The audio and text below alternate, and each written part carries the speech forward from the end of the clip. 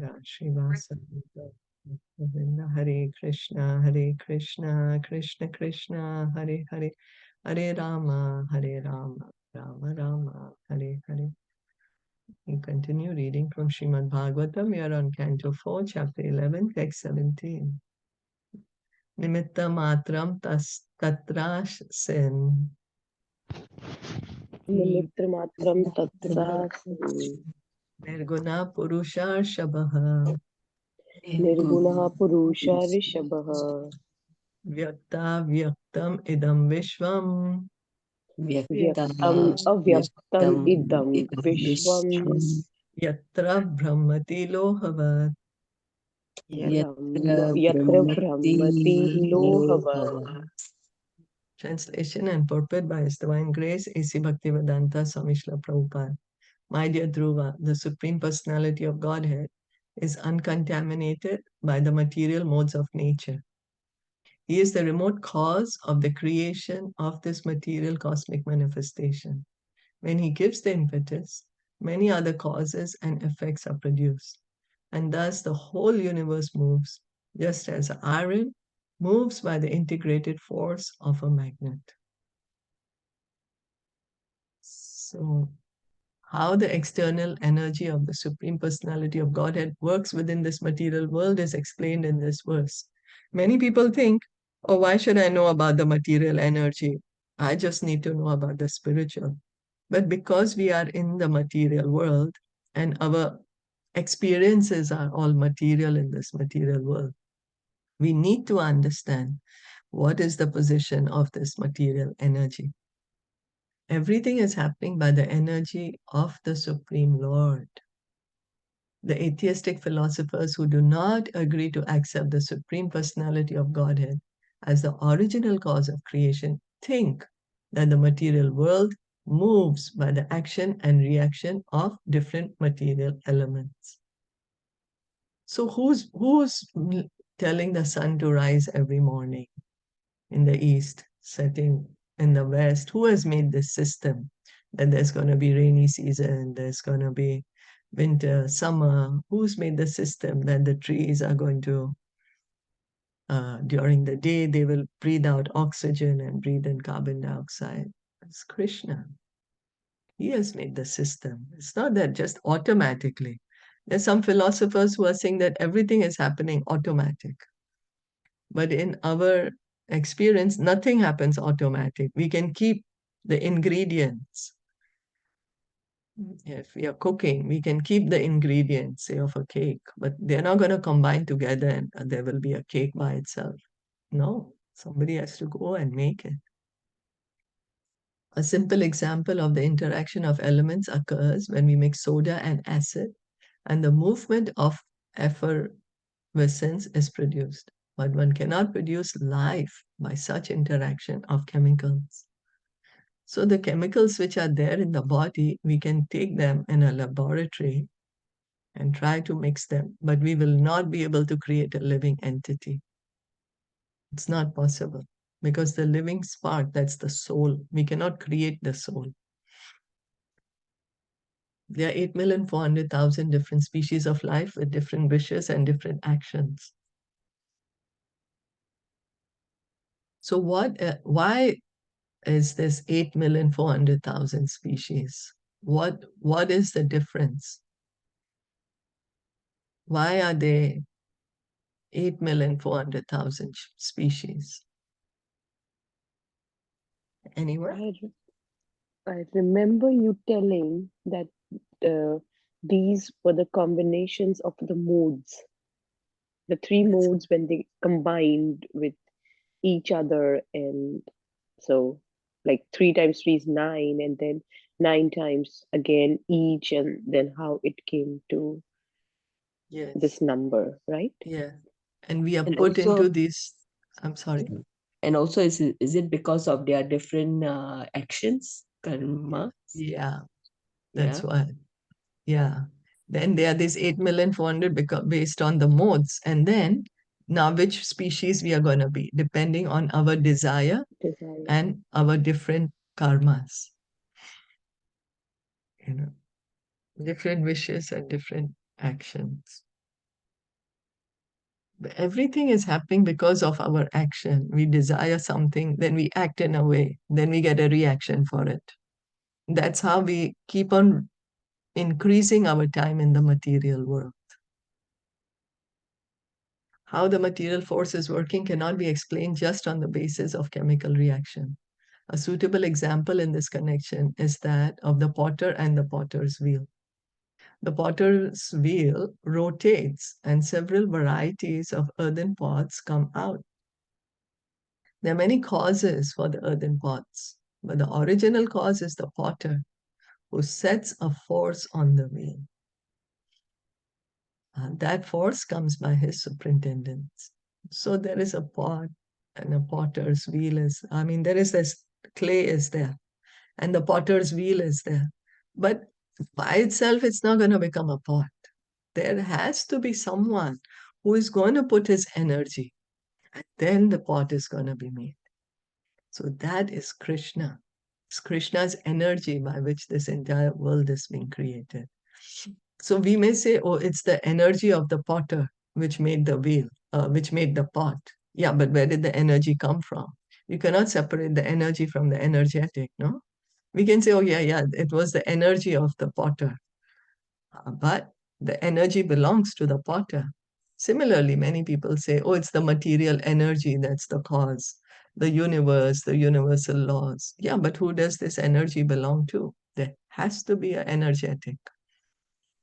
The same idea is explained in Bhagavad Gita. Behind all material action and reaction, there is Krishna, the Supreme Personality of Godhead. Krishna says that everything depends on his energy, and yet he is not everywhere. So the entire material creation is there because it's Krishna's energy. This material world, the elements, earth, water, air, fire, ether, all this is Krishna's energy. And that's the reason wherever the pure devotee looks, he can see Krishna everywhere because he's saying everything belongs to Krishna. We are not able to see it at our level because we say, oh, it's mine. This is for me to enjoy. It's existing for my pleasure. But the pure devotee understands that this belongs to Krishna. The pot is produced under certain conditions of action and reaction of material energy, but the potter is not in the pot.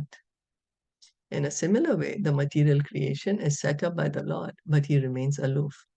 So, because many people say that because Krishna has created the material world, that's his energy, so he does not exist as a person anymore.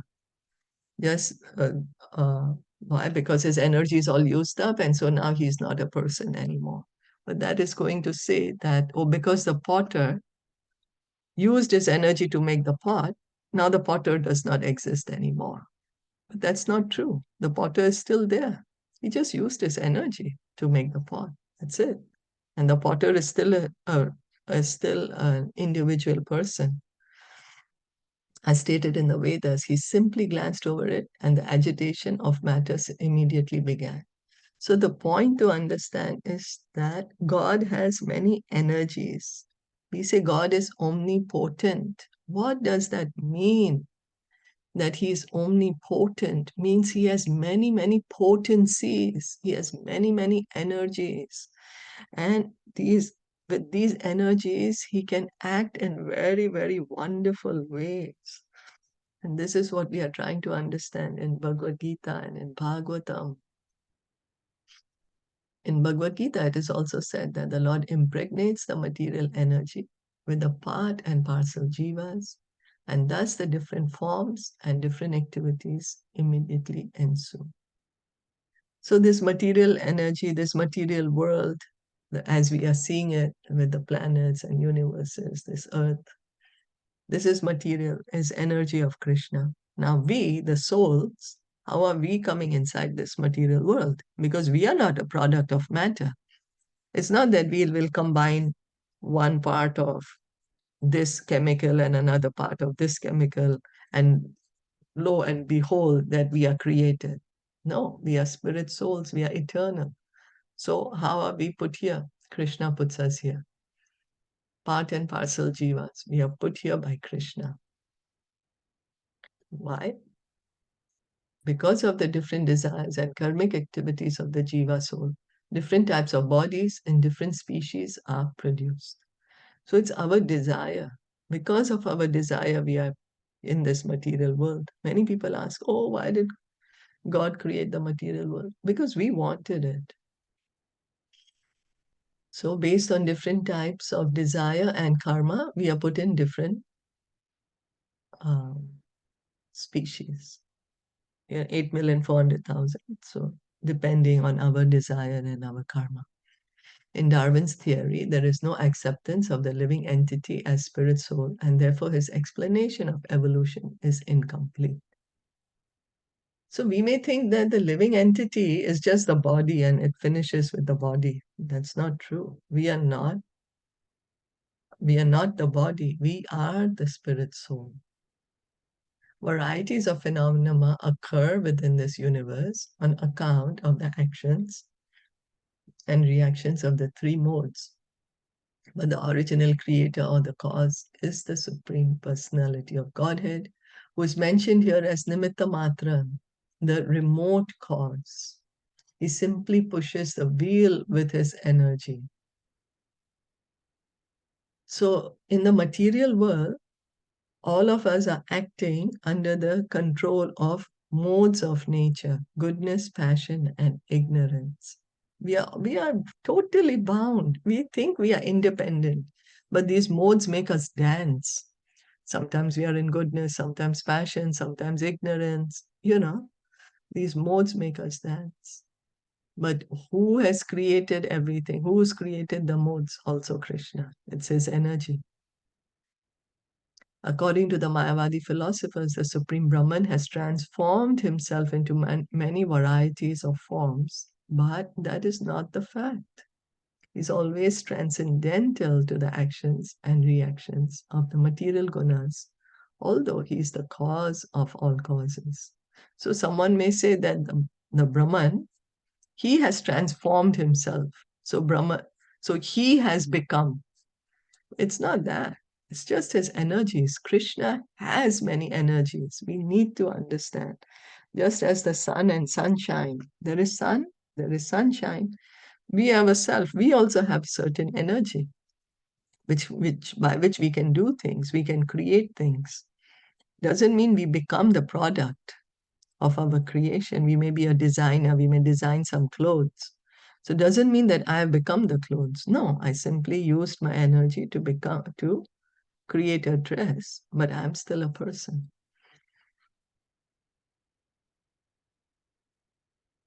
He is always transcendental to the actions and reactions of the material gunas, although he is the cause of all causes. Lord Brahma therefore says in the Brahma Samhita 5.1, Ishvara Parama Krishna Satchidananda Vigraha Anadi Radhir Govinda Sarva Karana Karanam. So Lord Brahma is saying that there are many causes and effects, but the original cause is Sri Krishna. If we do research work, why did this happen? Or because of this. Who created this? This one created. Who created? Who created? Like that, if we do research work, we will come to Krishna, because Krishna is Sarva Karana Karanam, the original cause of all causes. We can do research. Who created this one? Who created that one?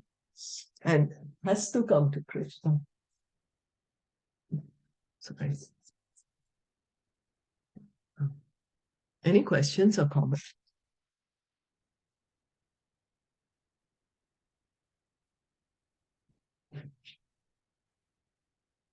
Oh, then we continue reading. Sakalavidam Bhagavan Kala Shaktya Sakhalu idam Bhagavan Kala Shaktya Guna Pravahena Vibhakta Viryaha Guna Prabhavena Virakta Virya Karoti Akarteva Nihanti Ahanta Karoti Akarta Evam Nihanti Ahanta Chesta Vibhumna Khalu Durvibhavya. Cheshta vibhuna khalu durvibhavya. The Supreme Personality of Godhead, by his inconceivable supreme energy, time, causes the interaction of the three modes of material nature, and thus varieties of energy become manifest. It appears that he's acting, but he's not the actor. He's killing, but he's not the killer. Thus, it is understood that only by his inconceivable power is everything happening. The word Durvibhavya means inconceivable by our tiny brain. And Vibhakta Virya means divided in varieties of potencies. So inconceivable by our tiny brain. Krishna has this wonderful, wonderful energies which we cannot even imagine. And then if we try to use our mind to think, we'll say, oh, how can you do it? But if someone is unlimited, someone is on the absolute platform, then why can't they do it? It's just the limit is in our mind because our mind is material. This is the right explanation of the display of creative energies in the material world. We can better understand the mercy of God by an example. A government state is always supposed to be merciful, but sometimes, in order to keep law and order, the government employs its police force, and thus punishment is meted out to the rebellious citizens. So, why do we have police? Just to ensure that we follow the rules and regulations. If suppose we didn't have the road laws and we knew that there's no cops gonna come to put penalty, we may just drive anyway, anyhow we want, and then we will endanger others and ourselves. And so that's the reason this agency is there, to keep us under control. And if we do wrong, then we have to be punished. Similarly, the Supreme Personality of Godhead is always merciful and full of transcendental qualities. But certain individuals have forgotten their relationship with Krishna and have endeavored to lord it over material nature. As a result of their endeavor, they are involved in varieties of material interaction. So our original position is that we have a loving relationship with Krishna. And Krishna, he's always merciful. Can a father ever be, can a father always, anytime, wish harm to the child? Never. Father always loves the child. It's his child. Similarly, Krishna, he's the Supreme Father. Each of us belongs to him. So he is merciful. He's very merciful. And he has these qualities which are not material, but they are transcendental. So because we are the conditioned souls, what we have done is we have forgotten our relationship with Krishna. And what we are doing is we are trying to pretend that we are Krishna. We are trying to control this material nature. We are saying that this material nature belongs to me and it should go according to my desire. So as a result of their endeavor, they are involved in varieties of material interaction. It is incorrect to argue, however, that because energy issues from the Supreme Personality of Godhead, he's the actor. In the previous verse, the word nimitta matram indicates that the Supreme Lord is completely aloof from the action and reaction of this material world. So we have to understand that Krishna he's not acting, or he is just there. He's created this material world. We are his parts and parcels. We are acting based on our desire. That's it. He's doing what he needs to do. So How is everything being done? The word inconceivable is being used. It is not within the power of one small brain to comprehend. Unless one accepts the inconceivable power and energy of the Lord, one cannot make any progress. So when we have to think of God, many people think of God that he has no energies. And that's the reason if we approach God in that way, we will never be able to understand God. If we think that God has no energies, oh, then how can he do anything? Means we are making him, no potencies. Then we are thinking we are more powerful than God. But that's not the fact. God has this inconceivable energies. Inconceivable. We cannot understand it. It's like thinking that the sun exists, sun planet is there, but there's no sunshine. It's not possible, no? Sun is there, sunshine has to be there. Okay. The forces which act are certainly set up by the Supreme Personality of Godhead, but he's always aloof from the action and reaction. The varieties of energies produced by the interaction of material nature produce the varieties of species of life and the resultant happiness and unhappiness.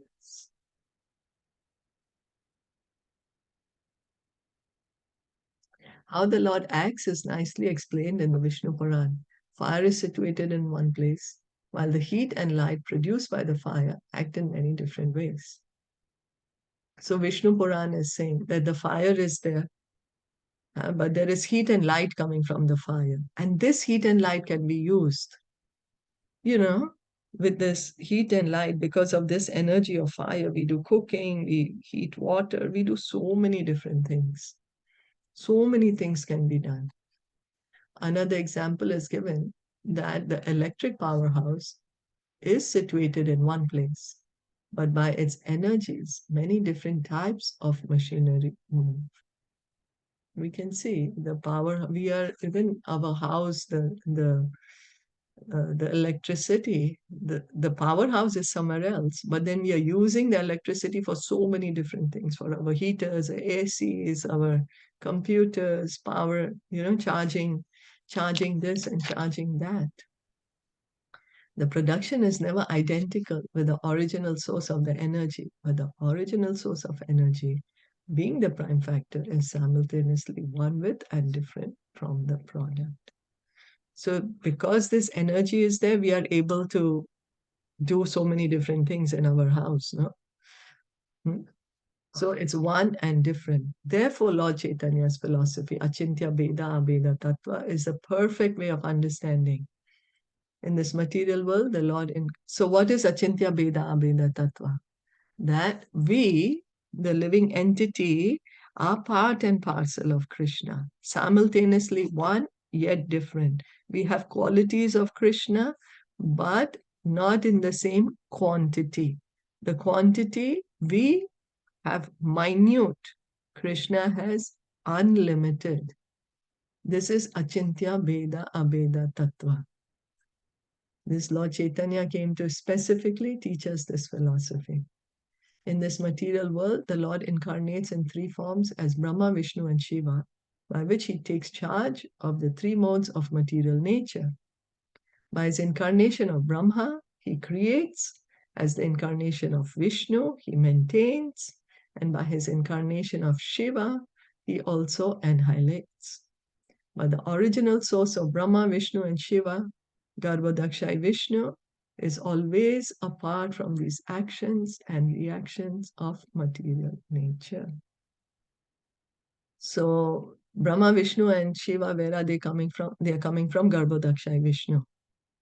They are coming from him, but Garbhodakshai Vishnu is not,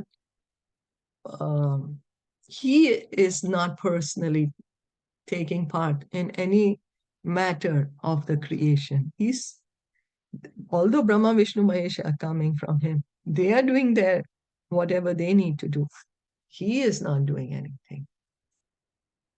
So Krishna, he is creating this entire material creation. But he himself, what is he doing? He is in Golok Vrindavan, playing with the cowherd boys.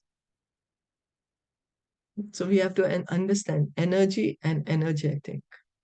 Like we also, maybe we cook something by our energy, but we still are the person.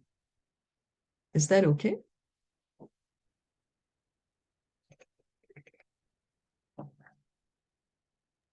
Yes. Yes? Are there Yes. any questions?